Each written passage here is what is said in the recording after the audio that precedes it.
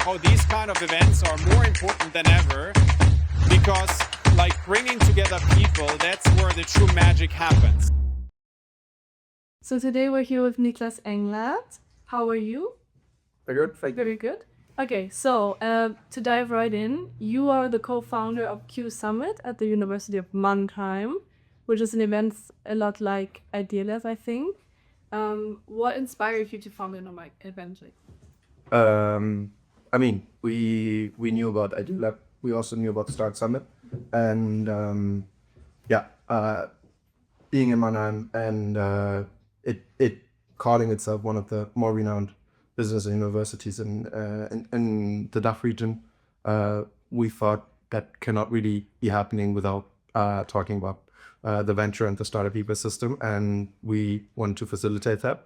And hence thought what would be the best way to do it, and then looked to the WHU and looked to the University of St. Gallen and saw that they were doing a great job. So we wanted to do something similar there.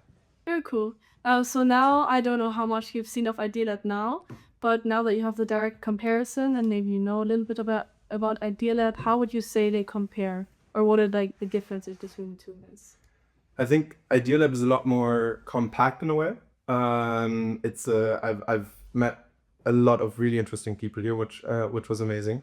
It's a little bit differently structured. I think there's a lot more focus around these features, which is great. And Mannheim is a lot about the kind of the networking and meeting each other for food and drinks. So that would definitely be the big difference that I've experienced. Okay. And then how would you say that students or people that generally come here to network, what should they prepare, how they could benefit from these events as much as they possibly can?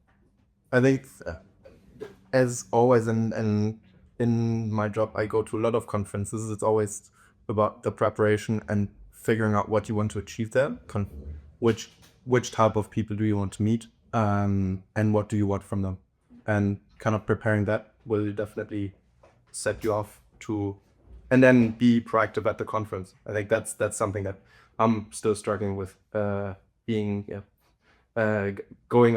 towards people and actually talking to them, and not being shy. Okay. And now to dive further into your career, you work at Endeit, which is a venture capital firm. Could you maybe describe, from the people who don't know exactly what a venture capital person does, what you do there on a day-to-day?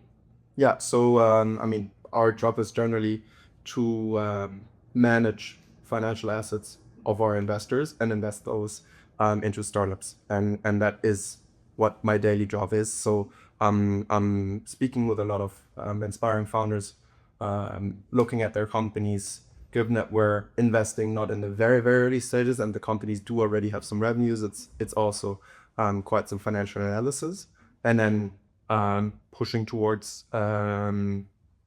us investing there, pushing my partners to do that, and writing investment proposals, and once we have invested, then supporting the founders in the best ways we can, on creating a big success for all of us.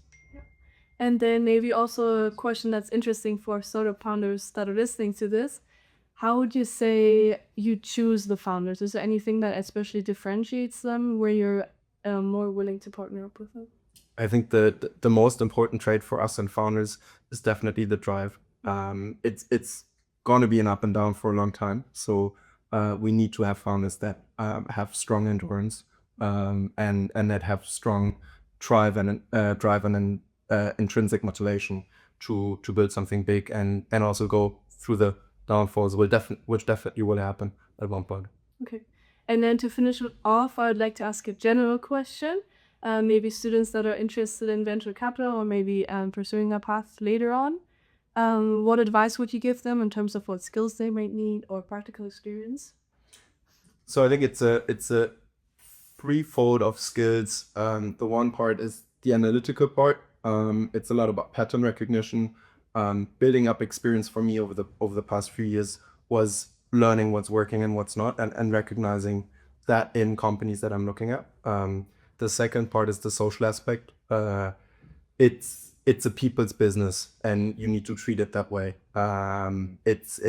It can be analytical from time to time, but on the other side of the table, there's always going to be people, and those are the ones that kind of you have to bond with. You have to figure out how their brains are working. And the third part is being very disciplined and knowing how to prioritize. You can always do more in this job. So figuring out where to spend your time and what to do, and then being disciplined about it is the kind of the third trend that I think is really important. Okay, and then to finish us off, would like to ask three, could be quick three. So try to answer with one word or one sentence. Okay, if you could only invest in one company now, which would it be? For have one company in your portfolio. Difficult. Then that, yeah.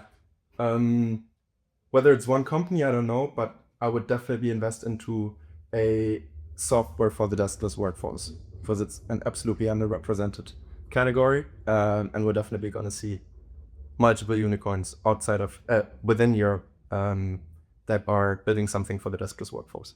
Okay, and then maybe a more fun question. If you could have one superpower for a day, what would it be? I would guess reading people's minds. Okay, and then if you could summarize IdeaLab in one word, what would you say? Inspiring. That's fun. Well, thank you for your time. It was lovely having you here, and I hope you enjoy yours. Thank you.